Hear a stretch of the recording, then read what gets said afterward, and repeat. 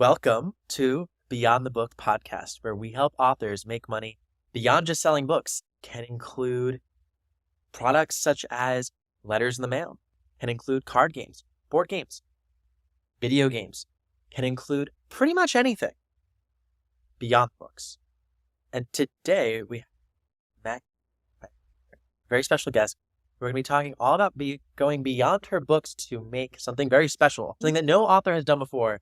Actually, I don't want to say that, and then someone's going to come out of the woodwork and actually I've done it. No author that I've ever known has done before, which is turn her books, create cocktail mixes based off her books. Essentially starting somewhat of an alcohol brand for readers, which is super fun, and I think will help bring a lot of people together. But before we talk about how to build this brand, how to go about this, because this is going to be like a live kind of workshop and going beyond the books together, tell us how you got started in all this. What are your books? Yeah, I have been in the writing world since 2016 or 17, and I have been working on books since I was 12. I have published 7 books, and I'm working on my 8th in a number of different genres: young adult fantasy, middle grade comics, coloring books, and what we're talking about today is my cocktail book series, which is a literary themed cocktail book based on popular themes and tropes in genre. I love it. And tell us, how did you come up with a cocktail book for readers? That doesn't seem like just, it's the most obvious thing. Yeah, I mean, I just combined my two of my favorite things. Not that drinking is one of my favorite things, but it's something I enjoy trying different cocktails and recipes. I think it's interesting how much you can do with mixology. And I love reading. Ooh, I love that, mixology. Yeah. So I figured I might as well try and combine these two things. I love reading and I like creating cool drink recipes. I have a lot of 4-hour drives back to my hometown in Indiana, so I was thinking a lot in the car and just came up with this idea and ran with it. And it became a pretty decent book. It's actually right there. Yes. Now, tell us about, you made this book. Yes. Maybe tell us about what actually went to it. If I open it up, you can see the pages here, right? This isn't like your typical fiction novel. Yet it's clearly something that would interest fiction readers. So tell me what went into the process of making this. I'm a big fan of fun coffee table books, so I was like, I want it to be something that you can... It's practical in the sense that it's a recipe book, but it's also an art piece in a way. The design was really important to me to make it stand out. If you walk past a coffee table and you see this thing called Tropetails, you're like, wait, what is that? And then you flip through it and it's all this cool art and fun recipes. And every page has a little blurb that I wrote about the trope. It's funny in first person tone. And then I have a little quote from the genre that it's in, and then the recipe and the picture, which my illustrator did a fabulous job designing these. I adore it. No, this is great. First question. I can see your format here in terms of recipe, little quip or funny thing about it, quote that's from a writer or authorly figure. Illustrator, how did you find an illustrator? Because I feel like the toughest thing about going beyond the book is that you have to oftentimes have help going beyond. So where did you find help in making it? Yeah, so the interior art, I actually found my illustrator on Instagram. I do a lot of hashtag searches on Instagram, so I first started by nailing down which kind of style I wanted. So I would compile a list of illustrators that had a very specific style, and then I would go through and see if they were even looking for work. And yeah, I just did a lot of hashtag work. It took a really long time to find it, but I do lots of hashtag searching and compiling lists of names that I'm going to reach out to. And then the cover, it was the same thing. Just a lot of groundwork on it. Instagram is great for finding illustrators. I use Instagram mostly for all of my Illustrator searches, just because there's a lot of, it's a visual platform, so you can see their portfolio of work and stuff. Hashtags are great for finding illustrators. It's how I find all of mine. I love it. Okay. And then you find the illustrators, have this great idea, and you launch it. How do you launch it, and what kind of money does it make? Yeah, so this project specifically, I felt that it had to go on Kickstarter because it's not it's a book, but it's not like a traditional style book. It's more of an art book and a recipe book, like I said. And I know one-off projects like that do really well on Kickstarter, where it's Amazon isn't really the best place to launch something like this, at least in my case. Kickstarter, people are looking for unique projects like this that they can't find anywhere else. I went to Kickstarter, launched a Kickstarter for this, did a lot of cross-promo on Kickstarter. Kickstarter is great for cross-promo. And this book put me into 5 figures for the first time as an author. It did very well on Kickstarter. I was very happy. And yeah. That's huge. That shows, if you think about it, you wrote all these awesome YA fantasy, middle grade fiction books. And there's obviously huge markets for those books. You didn't do bad with those books, but you like really hit a market here. Mm-hmm. And it showed like you were able to reach a new height, Mm-hmm. not just because you had better marketing strategy, although I'm sure you got better at it, but also just because better product for the market, which is pretty cool. And it reached multiple different audiences as well. So not only was I reaching readers, but I was also reaching people who like cocktail recipe books. So I was expanding my audience in that regard too. It's also like a great gift. I can imagine myself getting something like this for a gift. Like low risk, because buying someone a book is, okay, if I know they love that genre, or I know they love that author, I guess easy. If not, like, what kind of gift do you get a bookworm, right? Yeah. So this is super cool. Now, where we're at now is interesting because you released this back in May of 2024. And now, at least when we're recording this, it's February of 2025. So let's call it give or take a year later, yes. You're in a position now where you have one of those things that a lot of us don't often talk about, but we all know about. It's our day job. I just did mine like 48 hours ago, so I know very well what those are like. So you've had your day job.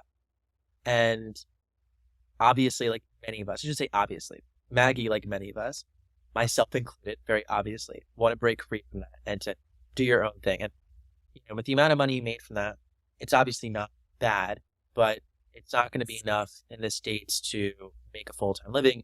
And certainly it's great to make more than just a living, but to actually build an empire here, going beyond the books. Me and Maggie, for the last couple of days, have been doing this thing called Story Suppers, which you don't know what Story Suppers are, you could join us at a future one. They're pretty great. Amazing. We actually just finished. A little biased, but pretty great. But they're a lot of fun, and they're basically dinners that we do, supper club for authors in different cities.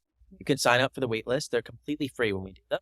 You just pay for your own dinner at a great spot, bring some awesome writers together, and we learn a lot. So much fun to make new writer friends. We've been doing that for the last 4 or 5 days. You can join at the link in the description and actually sign up for the wait list so that what happens in your city, know about it. But me and Maggie have gone to 3 cities, gone to Chicago, Milwaukee, and now we're in old Cincinnati. It's a great place here. I've loved it. Yep, it's great. We've had a lot of time to be jamming back and forth on things. And one of the core things was trying to get Maggie to escape her day job. But then one of the other core things has been really strategically around what you want to do. And I guess I'll first start with there, because we obviously tease people with where this conversation is going. We're going to be talking about cocktail mixes and how to turn this into not just a book, but a huge brand that can sell a lot more books too. It's going to be amazing. But what do you want? Let's just start with a very broad question. When I say, Maggie, what's your dream look like in a couple of years? Where does your mind go? I want to be a full-time creator. And what do you want to be working on? Building my brand, my empire. Okay. Cocktail brand empire. Now, what do you view as your strengths? If I had to tell you, like, what is your superpower? A lot of people who follow me on the author sidekick might know I love that word superpower because I think it's so important to grow a business with your superpower. Clearly, like this, right, combines 2 of your superpowers. You love books, you love cocktails. That's awesome. But as a business owner, as an operator, what do you view as your superpowers? My superpowers specifically are probably connecting with people, building relationships, building community, and also sales. I'm very skilled in getting people excited about that they otherwise wouldn't have looked at or been excited about. I love it. Now let's think about your dream that you have and Tropetails. What's keeping you back from your top 20? Why are you? Money. Okay. No, not much.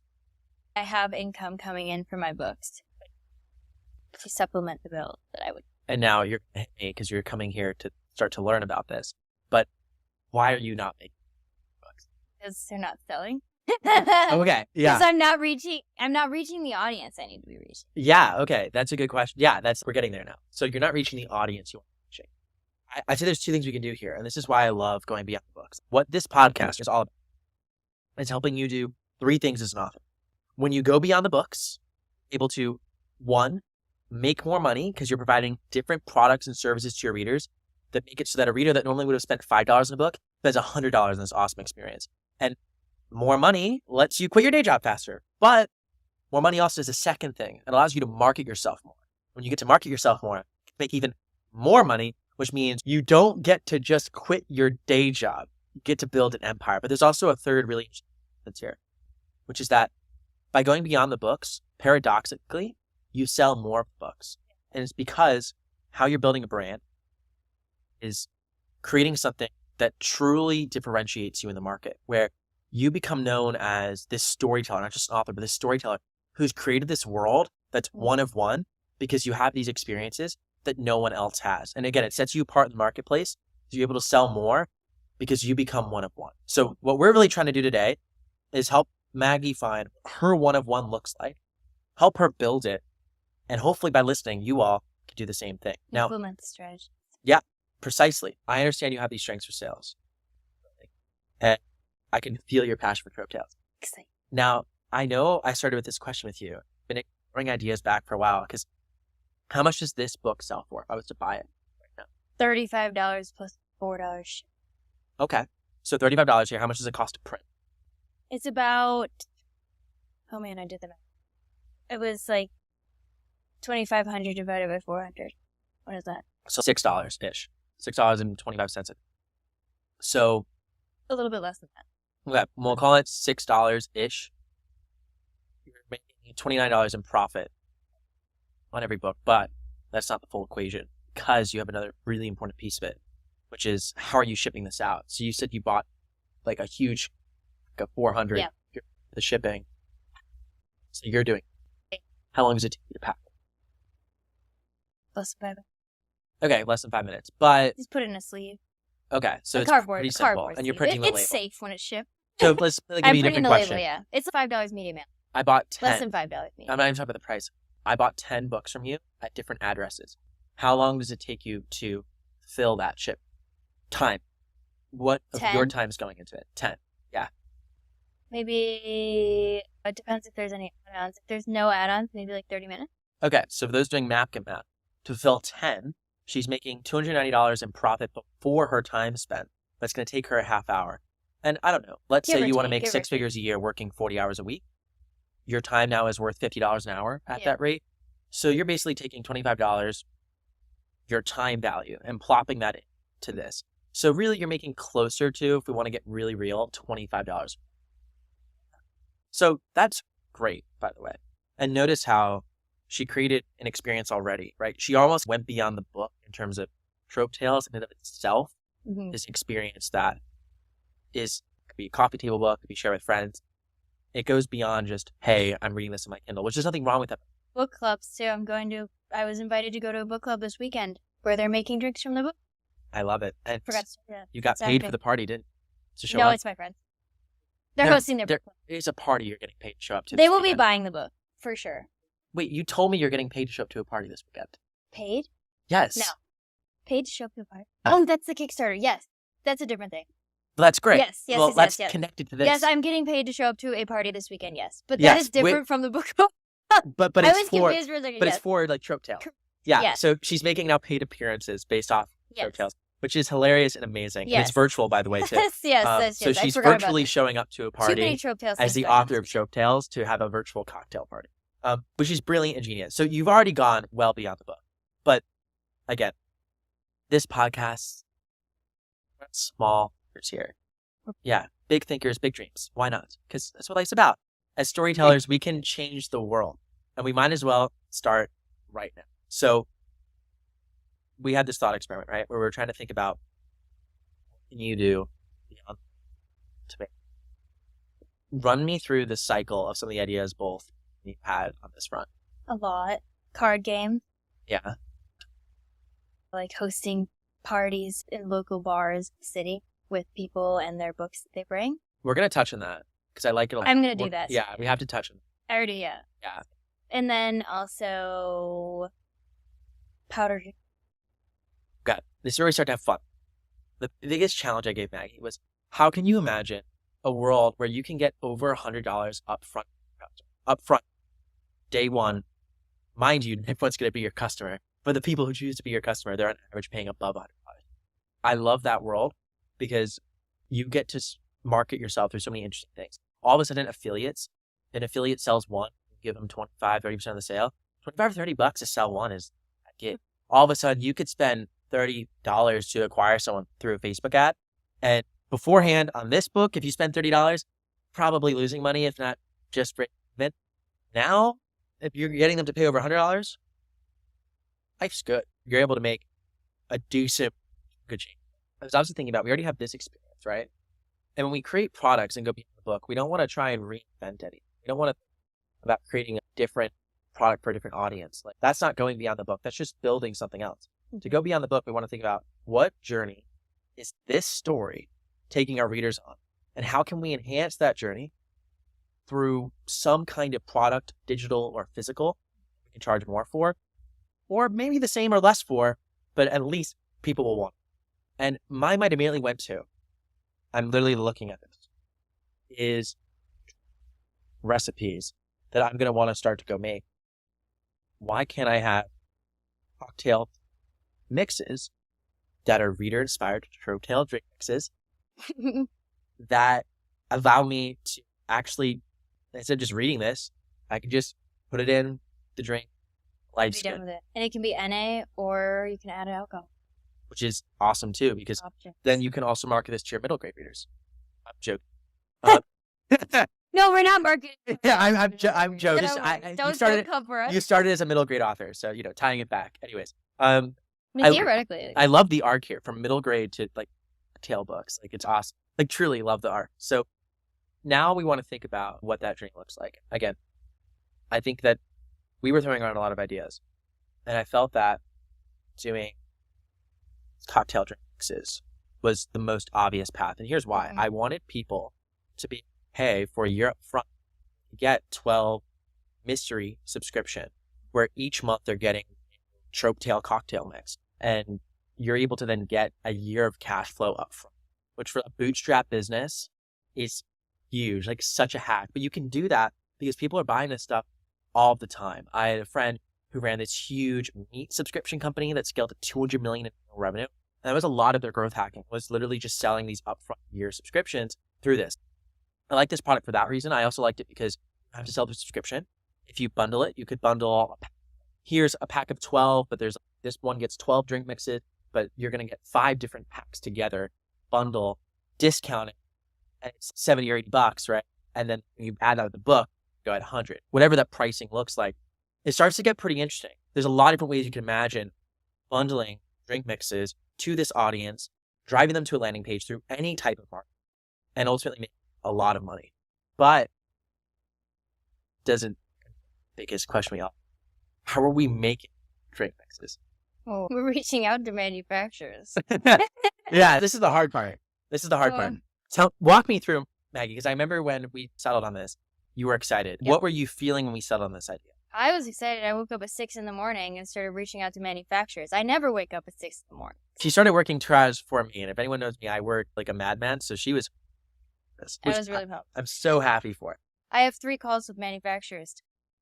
Literally, walk me through, like, why do you go to manufacturers? Like, how are you thinking through? I work in manufacturing. This is the way to go. Almost like we brought her on for a reason. She only knows a little bit. But, okay. What does it look like to reach out? How do you even find manufacturers? Like, you're just Googling it? Like, you Googling? So I actually Googled, at first I was Googling just different, I first started with actually just looking on Amazon at other companies that were doing powder drink mixes.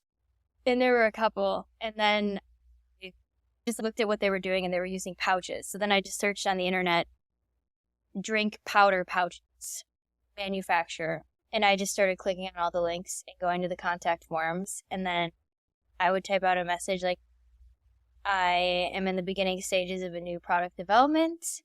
I have a cocktail recipe book, and I'm looking into getting some custom or already made formula powder drink mixes for my brand. Is there a time we can call and talk about this opportunity? And then I reached out to 20 different companies. And most of them have responded to me. I haven't even had a chance to go through all their emails back to me yet. And I have some calls set up with some powder manufacturing companies that I will be asking. I have a list of a bunch of questions about production and sustainability and package design and what other things they can offer me. And obviously pricing. So I will be going through all of that with them. And it's my knowledge that you generate these questions by asking ChatGPT. So I did. What prompt did you enter in to prepare yourself for these manufacturing I asked calls? ChatGPT if you were getting on a call with a potential manufacturer to potentially have a collaboration for a product that you're developing for drink powder mixes, what questions would you ask to ensure this company is a good fit for a collaboration? And then I added a couple questions in specific that I knew I wanted to ask. So I said, these are the questions I have. What other questions could I ask to build this list and make me sure that this is the right company? I think the questions that I had was like MOQ. What's MOQ? Oh, minimum order quantity. If I want to order 100 pouches versus 1,000 pouches, what can I order, lower than 100 or higher than whatever? And like how much the pricing is for the minimum amount versus a higher amount, just a price range. I asked if they do the packaging in-house or if it needs to be provided beforehand, because sometimes manufacturers are like all-in-one stops, or there's different manufacturers in that process. Like someone else will manufacture, and then you have to supply the bag and they'll fill the pouch. Just all this random manufacturing stuff. Okay, I'm with you. Literally, you found these manufacturers just by Googling. Yeah. And then just going on the contact form. And how did you know it was like good enough to reach out to? You don't want to reach out to every manufacturer in the world, right? Like, yeah, there were some of them, their websites just looked like it was developed by maybe an 18-year-old or someone who maybe had no experience. Not 18-year-old, that's a bad example because you were doing this stuff at 18. But someone who had no experience, they were like sketchy looking websites. I also look at the testimonial section as well. If they actually had products to display, like final products to display, that's really important. Just seeing what they've done and how well they've done it. And then I looked up the brands that they were displaying and saw how well they were received. Some of them I just reached out to just because sometimes it's good to have multiple quotes when you're reaching out to these types of companies so you can leverage things a little bit.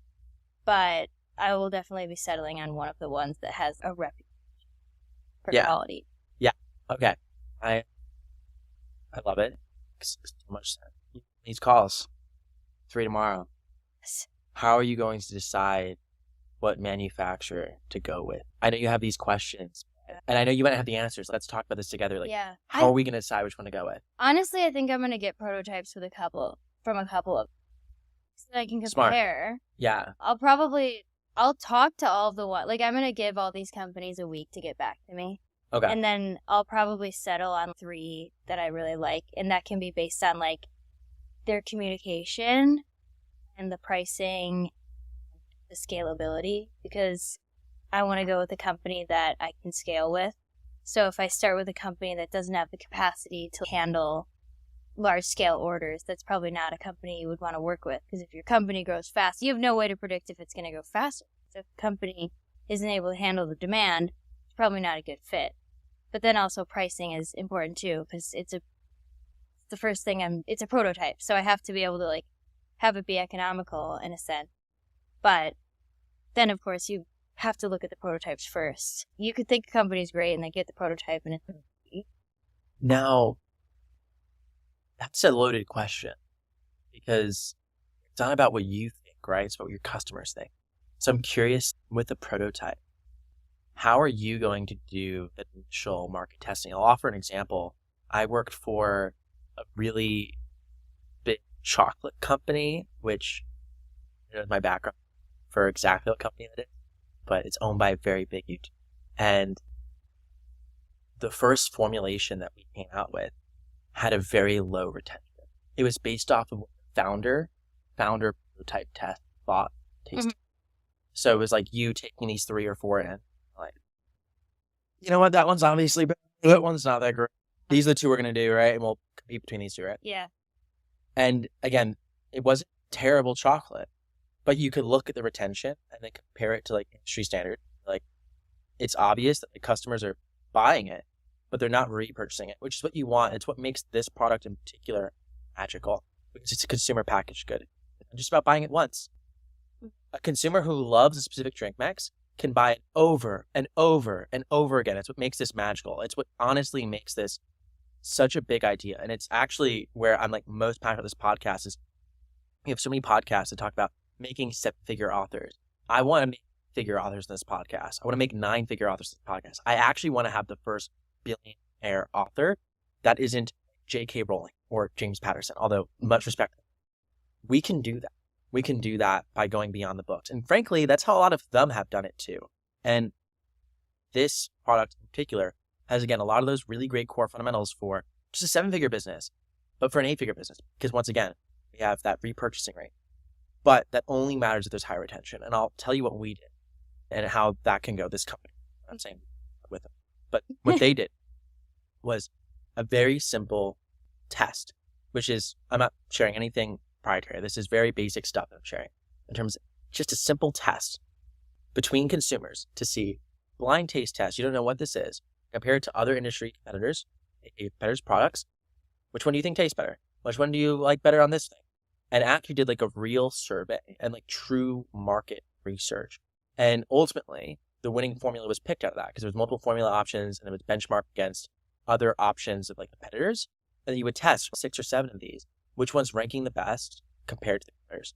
So if I was you, I would recommend getting in some initial prototypes to maybe decide the top 3 or 4 brands you're working with, or maybe you narrow in on a brand, but you really want to work with them in terms of the formulation. There's going to be a testing iteration process there.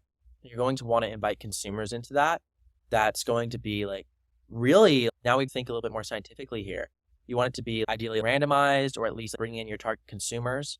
You want it to be actually a representative sample of those consumers. And maybe most importantly, you want to know that you're asking the right questions, which is now where we get into the questions that you have to also ask yourself in the product. What do you think makes good drink mix? Because now, if we're going beyond the books, what makes a good story? We can talk about characters. We can talk about plot. We can talk about certain tropes. We can talk about pacing. What makes a good mix? If I had to say, what are the similar tropes that Tropetails needs, the drink mix? What do you think those are?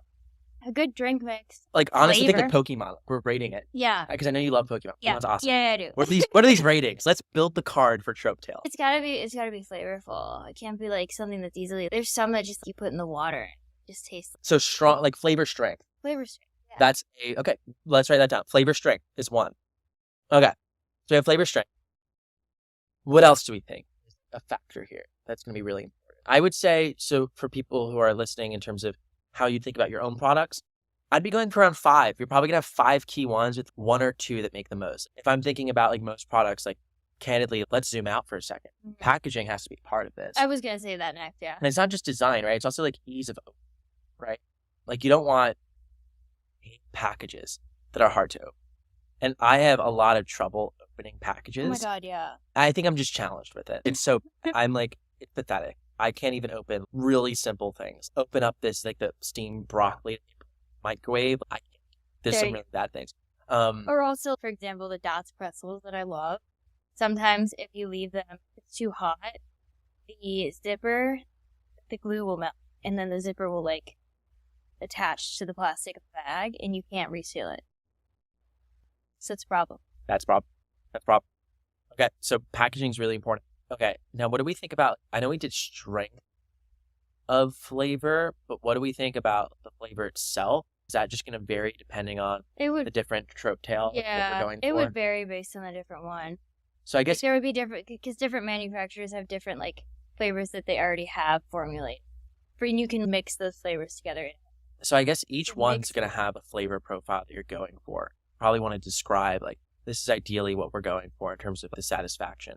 It'd be really cool to understand too what makes customers choose one drink brand over another, because you're going to have killer brand Tropetails. You have a one-of-one brand where if readers want a cocktail mix, you're going to be the place they can go. But to build a long-lasting brand, you just want to rely on your brand. You want to have the best product. So I would try to understand other brands, what's making consumers choose one product over another. By the way, repurpose this same insight for your books. Literally, it's the same thing. And I would literally go to reviews on sites like Amazon, see like why are consumers choosing, what are they liking? That might go into that flavor profile section. The reading the reviews. Yeah, the reading reviews is super important. I would honestly too, another like hack here is copy and paste a bunch of the reviews into a spreadsheet, copy and paste that thing in a chat GPT and see what it says.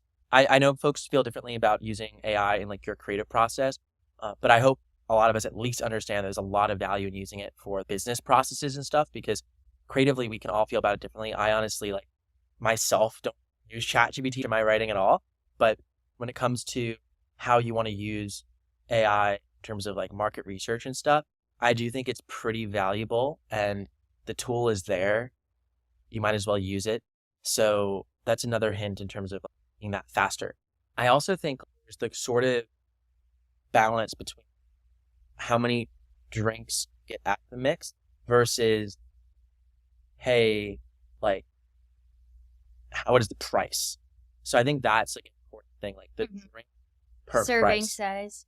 Yeah. And I also think in addition to that, what I'd be really curious about, others have it, I'm just going to, again, map about the customer journey. Think readers first, right? But every part of it magical. If I open up that drink mix, I'm already half drunk. Maybe. Just from the smell. I love always thinking like, making things so simple that someone could do it half drunk. I think that has to always be how simple things are, but that literally might be the case. Yeah. Yeah. That's especially important Yeah. here. So what I would be thinking about is you open it up, right? I'm outside at the beach.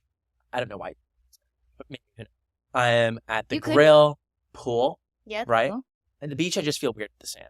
So right. I was like, yeah. Powder and thing. Yeah, the sand was weird. So I throw that one out. Yeah. But you got You could. theoretically, but you could be at the pool, you could be down at the grill. You could be like in a loud party where you don't want to get to the kitchen, or like you're in the kitchen, but you're trying to look for this stuff and you're at your friend's house because you brought this cocktail mix to your friend's house. And what I'm thinking about is measuring. Taking that mix, you're pouring it, you're measuring it. There could be that plastic measuring that has the serving. Yeah. I don't know if your competitors have that, but again, I'm just immediately thinking from a product first lens here. That would be a feature that I would love. It wouldn't even have to be in the bag. It could just come with the subscription. Come with your first bag. It depends. Yeah, we're not even to the business model question yet, because I don't want you to get married to. Yeah. Do not get married to business model. That's iteration. It could be bundled. You're selling it. It could be inscription. I'd also be thinking from customer lines. Are they losing and throwing out that old one first? These are all things you test over time, but potentially, depending on where that is, because imagine like you have this cheap plastic thing, away the drink mix, and it's like next month. Oh damn, that was I was gonna get. Right? Yeah. I don't know. That's something you could test and like talk to customers about, but I'm sure you could buy like a bulk order of. Oh no, these things are cheap. A tablespoon. And it's those little touches. But you could just tape it to the bag when you ship it. Yeah, I've seen people put it. But I'm saying if the manufacturer doesn't put it in the bag, you wouldn't want to be opening. But you can talk to them too, because they can slot things. I've seen them with protein powder and stuff, which maybe if North wants to start a protein brand, that'd be funny. That would not funny, it'd be great, awesome. Yeah. But this is like my protein powder does that, and I love it. Okay. Yeah, mine do too. Yeah. So I'm thinking about that, like from that perspective as well. Okay. So these are like the factors. Do we think there's any factor? That was something I didn't think about for sure. I always love. It's a good point. You always need like a surprise and delight feature in there, because it's like when they see something that then makes them think about it, that's like a huge win. Yeah. Okay. Let's now take a step. What do you view as timeline here? How are you going to launch this? Dove into how you can test some things, how you can determine if it's a good product. Mind you, there's still a lot of work to be done there, but I think a good start. How are we thinking about launching this? Launching it more specific. Timeline, process. Once you create this thing, you now have this valuable product. But just like Tropetails, you got to get it out in the world. Yeah. Not even thinking long term. What's that initial launch look like? Initial launch? I would probably run into the Kickstarter for it. Okay. Maybe? No. This makes sense. Now we can get really fun. I'm so excited. Kickstarter is the big thing. Think about business model and then product development. They should be the same. And I'm thinking about Kickstarter right now. We just talk about how you need to do all these testing. Right? Kickstarter funds you before you even have to go and do the test, right? Coming out in 6 months. Yeah. Put a realistic timeline. Who's going to test? Who are you going to run these tests on? Kickstarter back. So you would do this before you even market to your new? We would obviously be marketed. Yeah, the Kickstarter is going to be your newsletter. It would be marketed to, yes. You're going to launch the Kickstarter. This is taking the place of getting random people in the public to take your thing. The Kickstarter is going to be the test of what it. Well, yeah, because I would let them early in. Part of why you're backing this Kickstarter, instead of waiting 12 months for it to come to the public, part of why you're back is you get to freaking be a part of the first formulation of this. Mm-hmm. You get to help decide, here, manufacturers, I'm shipping, here's 100 test samples to everyone who backed it. Maybe if there's too many people to back it, it's like a specific tier that you go for. I mean, so you can have fun with that and play around with it so that meets your numbers for not ordering too much for prototype. Or candidly, they're paying you and you could always have that in the margin in terms of it. You can bake that into the business model. This is where I want everyone to think about it.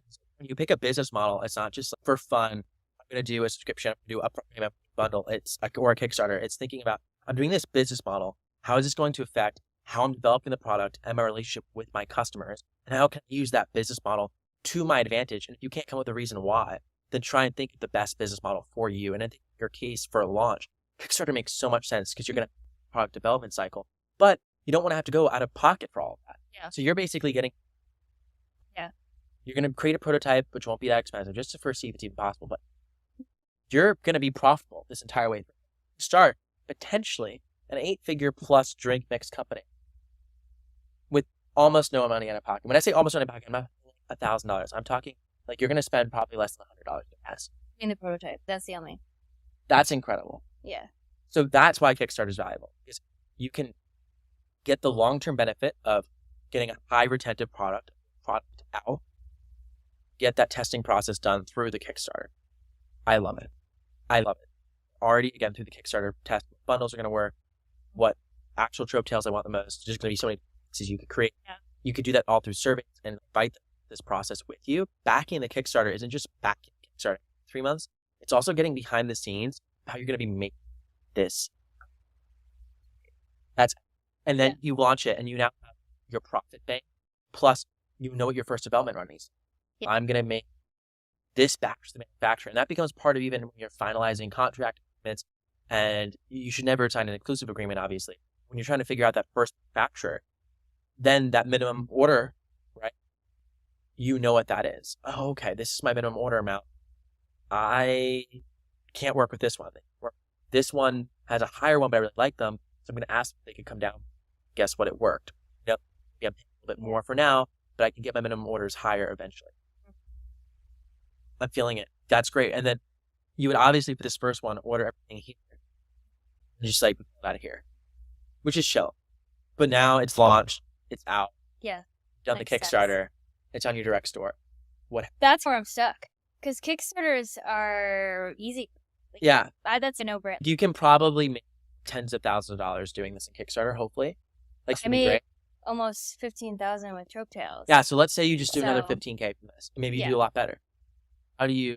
I think I can scale it because I'm reaching any audience, too. I think it and that was really... a lot of the... I've never really received complaints on this book, but a lot of the comments were, I don't drink, but I love the idea.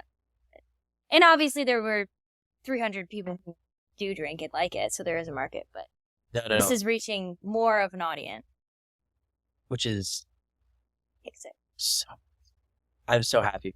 This is going to be so great. But we have to then take it a step further about the next steps, really like building this brand.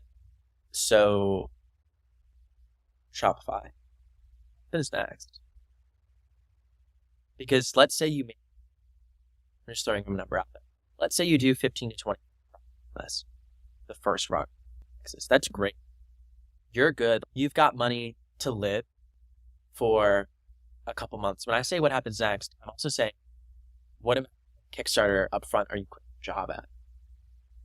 That's the thing. When do you decide to go all in? What does all in look like? How do you scale it? All in. And again, we can do a follow-up podcast, but I do want to in the last section. Follow up when I'm like 6. No, follow up after the Kickstarter. I think we're all going to hear more. Kickstarter, yeah. I think we're at this stage now where I'm like, no, I want to hear this. I want to hear what you're thinking through because it's going to change between now and then. And I think it's good to think about the medium-term play because we have a really good short-term play. But medium-term is when we turn this from an amazing Kickstarter into a business. Yes. And there's a difference. Let's think about, like, how are we selling this after Kickstarter? Because Kickstarter is a one-time. Shopify. Okay, Shopify, done. How are you marketing? Because let's say you've already marketed to your list at Kickstarter, you need new leads at that point, right? Yeah. You'll have word of mouth. Right, But yeah. besides word of mouth, which maybe is significant, outside of that, how are you growing this? When you say that, I'm like already feeling, it's not, dude, I love Facebook ads, we're going to do it. Now, but I'm thinking, been doing these 3 separate things. You don't think there's a opportunity for you to use a similar model, an event-driven model, to scale this? Party? That's too local. Event-driven. Why would it be too low? Because I only live in... Why does it have to be? So we're talking about her hosting meetups, basically cocktail meetups for readers, which I think is pretty epic. And posting it for free, getting readers to come for free, but then being like, hey, you could buy this book, or you could buy like these mixes, right? And just hosting it at a bar, full meetup, doesn't really cost anything out of pocket, just time. But you're saying very correctly, you could do that in Cincinnati. Yeah. But you can't do that out of Cincinnati. But then I have to ask you, why do you have to be there? I guess I don't have. So let's think about how you don't. The virtual? Let's imagine how you can scale a community-driven IRL event marketing strategy. Because again, it's very easy just to say Facebook ads. Facebook ads might work for you really well. And I wouldn't advise against not doing it. You should do it. But maybe there's a really creative way that leans into going back to your strengths.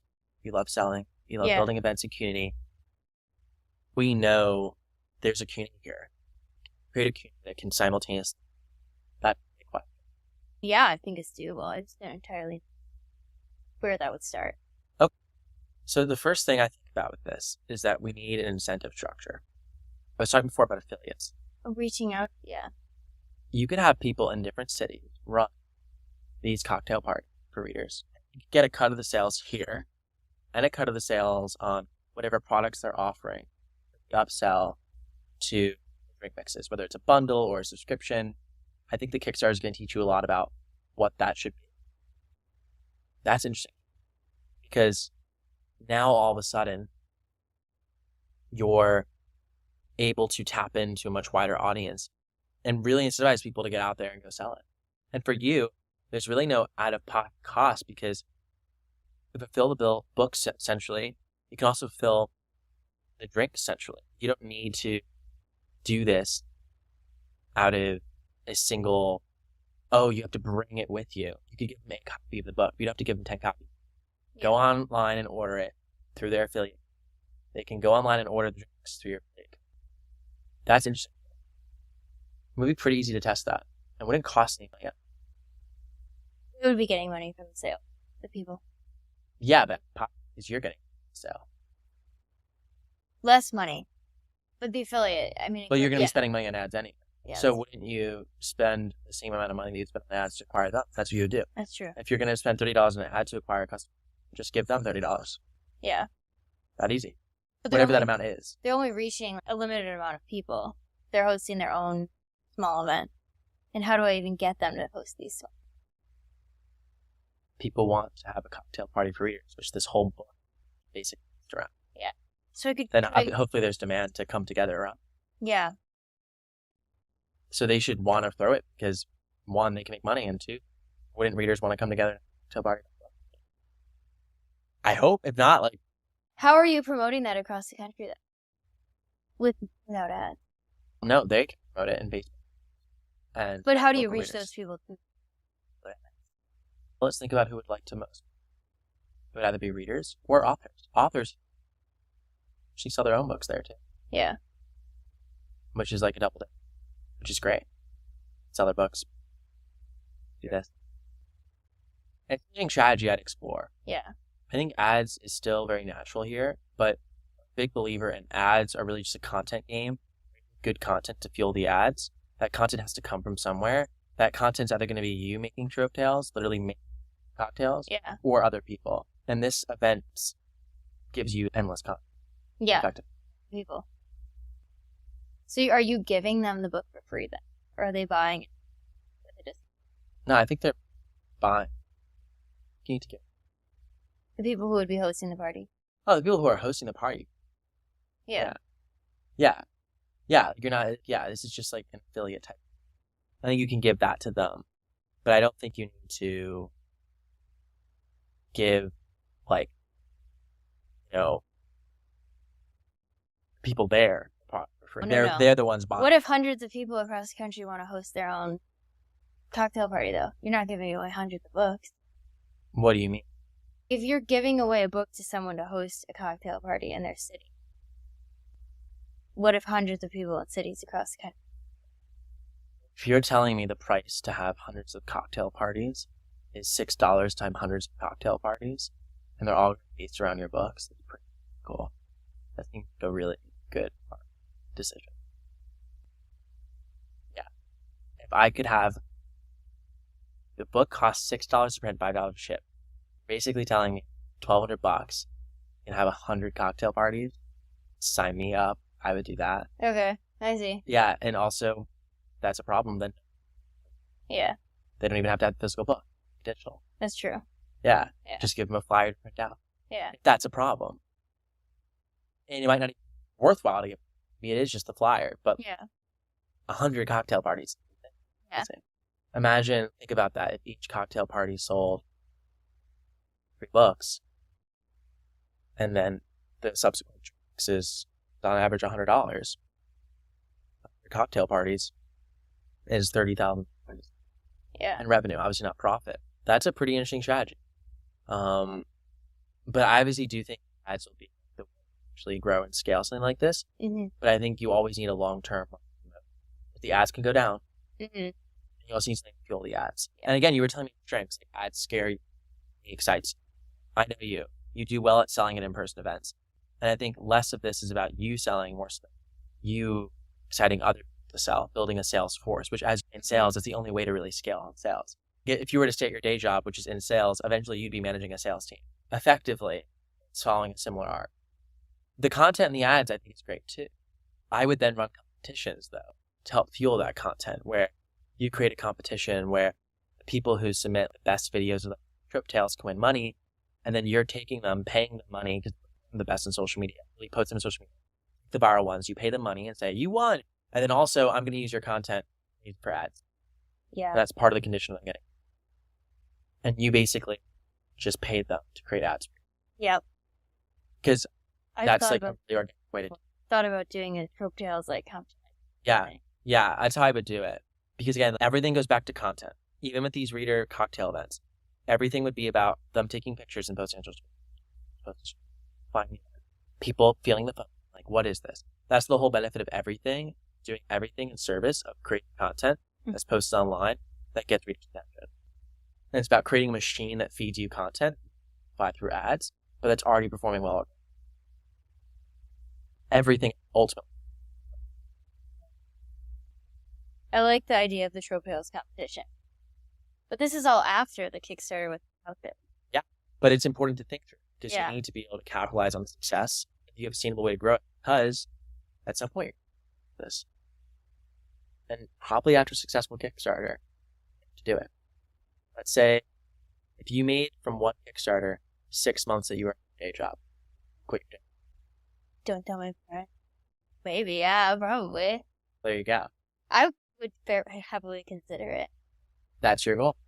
That's your goal for your Kickstarter. 6 months. Before I quit my day job, I saved up just over 12 to 18 months, call it, of like saving. Yeah. So I knew I wasn't even with business, just work. And like, I have 12 to 18 months. So, because this type of thing, you're definitely going to want to go and scale, devote your attention to it. Because there's a $10 million business here. And I also, from those listening, there's hundreds of businesses that big. Hundreds. And person. And to you, Mag, curious, when it actually comes to running the business, not great. Beyond this Kickstarter, how are you thinking about the actual operation? Because this is something that I'm still like to physical products. Digital is a lot easier, thinking about books in digital context. physically can get challenging. Yeah. I mean, I've done it out of my apartment previously. I shipped 300 books out of my apartment for a camp. Just had a bunch of books in my apartment. I would be mapping out a number where you're getting someone else to hire them in to start doing it. And then another number where you're having a set space for it. And I think that number actually is really easy to. So that number is this: 2 months, maybe even 3 or 4 inserted, have been money in that month, just Kickstarter. Consistently for 2 to 4 months, where let's say you make $20,000 profit, but you're spending 20 hours a week fulfilling. Yeah. I would then, okay, just simple math. Let's say you're spending 40 hours in business, $20,000, roughly your time, $100. Yeah. You can then afford at that to pay someone 1/4. So for everyone listening, afford to pay someone to help you 1/4, whatever your time per hour is worth.